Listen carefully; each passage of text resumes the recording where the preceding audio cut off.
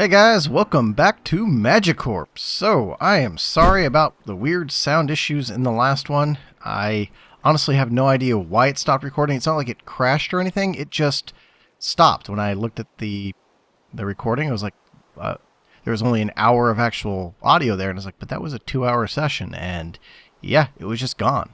So, yeah, today we have some stuff to do. I want to make a bunch of stuff, and then I want to upgrade the tree farm. As you can see, I have changed it quite a bit because I was having issues with it, and I want to make it, more efficient. The issue I was having was that, as I've actually mentioned, was the minecart was disappearing, and I thought maybe I'd fixed it, but it kept disappearing. So we're going to be building a system that does not use the minecart, and we're also going to be kind of mixing magics here in order to get that thing even more powerful than it was. And by more powerful, I mean any amount of more power than it was, because it was one tree being harvested every 3 minutes. That's not very powerful. But before we get into that, let's do our mail check.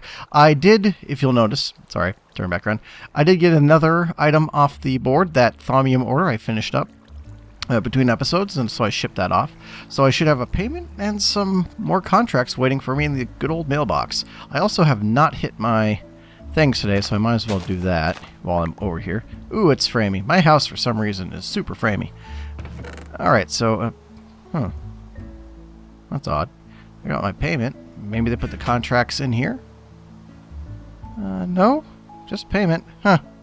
Maybe they didn't get around to drafting new contracts. I'll have to talk to Mr. Collingsworth and figure out why I didn't get... Oh, it is super framey in my house. I'm not sure where this is all coming from.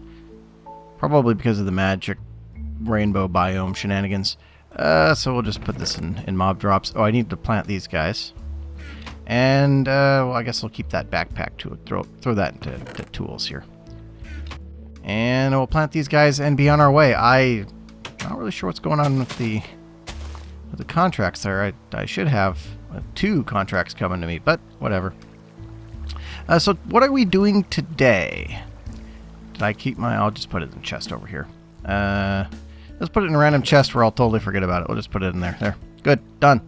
Alright, so we have a bunch of stuff to do today. Mostly to start out crafting. I need to finish up that Thaumatorium, and since I'm in my Thaumcraft gear, I might as well actually do that. And from last time, as we remember, I had been short of V in my wand and couldn't do it. So I should have these guys here. So if we just build that there. Oh wait, I don't want to do that yet.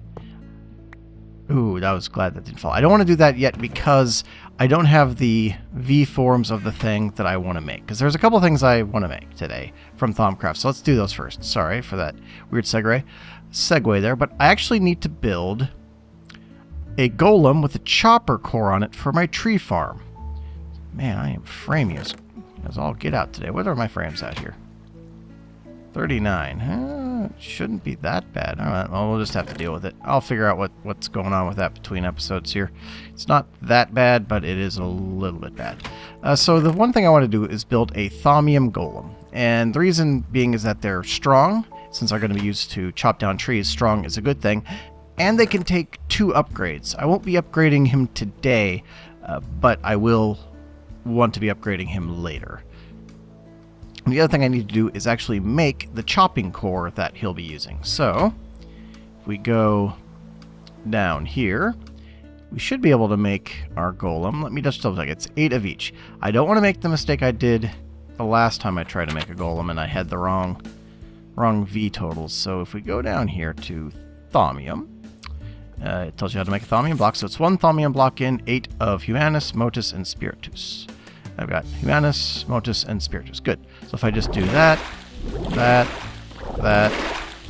that, I now have a Thaumium golem. So that's easy enough. More complex, though, is this chopping core. The chopping core is actually right over here. It's actually a arcane infusion, and I need 16 Mito, 16 Instrumentum, and 16 Arbor. Let's make sure I've got that.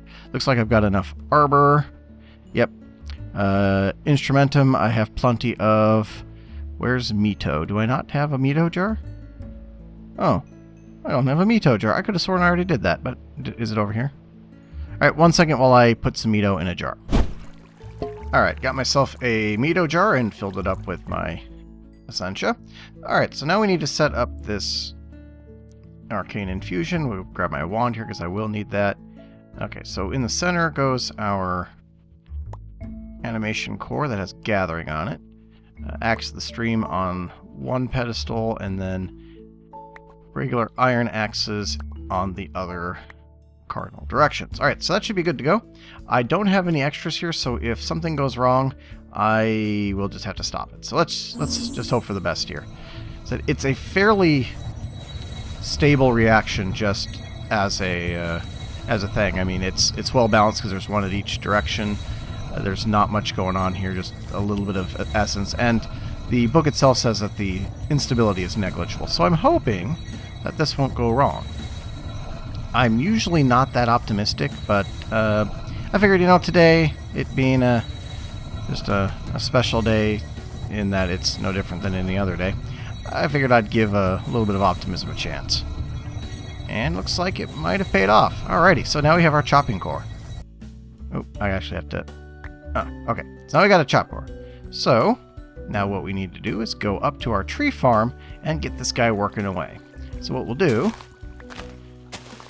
He should have a pretty good range by default. Like I said, I won't build the upgrades now. I may come back and do that later in a future episode. So let's just put him... Let's put him here. And then he needs his core. So then he should just start chopping away at all the trees. And let's just watch it. And it should start from like the top and come down. Or the furthest away. So it should be in the upper... yeah, you can see them breaking. And then as they break, they should be going into here. Yeah, you can already see that they're being picked up by our good friend the Hopper Hawk here and being fed into our furnace and then going down here. Unfortunately, from here to here is what I don't have set up yet. And as you can see, there's no coal in here, and that's because I set something up kind of stupid. And that's this bit right here. See, over here, I did as I said I was going to do, is I created this array.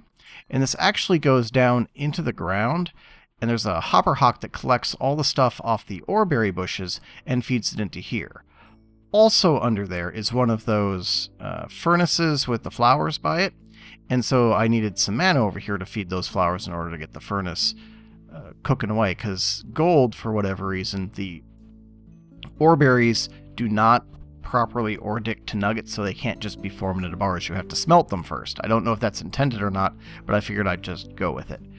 So I created that whole system in order to melt the, or I should say, smelt the berries into nuggets and then put them into the compacting drawers here. So I have a very nice system up here, but the problem is that whenever a nugget comes through, a single nugget, it uses up a little bit of mana.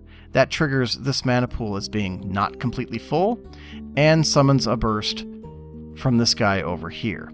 Now there is a feedback control I can make in order to fix that, but I think what would also fix that a little better would be to start working with sparks and just use direct spark mana. I'm not sure what you call it, mana transfer. So I'm going to try that eventually.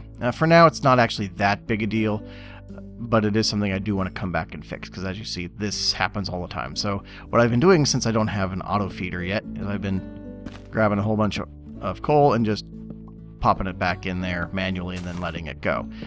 So what am I going to do to solve that? Well, there's a couple of options, but the one that I want to do today is, as you can see, he's actually already done a really good job. He's knocked down all those trees. The trees are getting planted, and you'll notice that what's planting the trees? Well, in order to make this thing work and to be low profile like it is, I actually went down below. I've got my tree supplier here. I've got my Ranuncarpus here over the golden grass, and then up there I've got all my golden grass planted. So that's how it's getting everything planted. And I did that because I didn't want it to be too high profile, because I was worried that it might have issues getting the trees to grow if it was all high profile like that. Looks like I'm going to have a little bit of issue with some wood escaping, but I'm not really that concerned. Is this actually... What are you... Who are you grabbing onto? That's supposed to be this one, isn't it? You don't look like you're... You should be pulling out of that guy. Where were you pulling out of? You thought you had a... Gosh. Yeah, because you should... Oh, I grabbed some wood. I'll just throw that over there. Wonder where he thought he was grabbing mana from, because he said he had a mana pool, but there was none even remotely close by. Huh, that's weird. So anyway, that's basically going to be our new tree system. Now, getting from here to there, I've decided that instead of using a golem, because I could use a golem to ship it around, but they're kind of slow and their pathing is not the greatest sometimes. So instead, we're going to kind of keep that towards the very end of the episode today, and I'll get to that when we get to that. But for now, let's pull the Tree Farm Mark II. Do I want to pull that off the list? No, let's leave it on the list because there is a little bit more to do there. But it's basically done. All I have to do is create that transfer. All right, so now we can do this bit. So we just take our alchemical constructs, pile them too high, and I think I need at least 50 V, so we'll use this one, and then right-click. And there we go. Now we have an alchemical construct.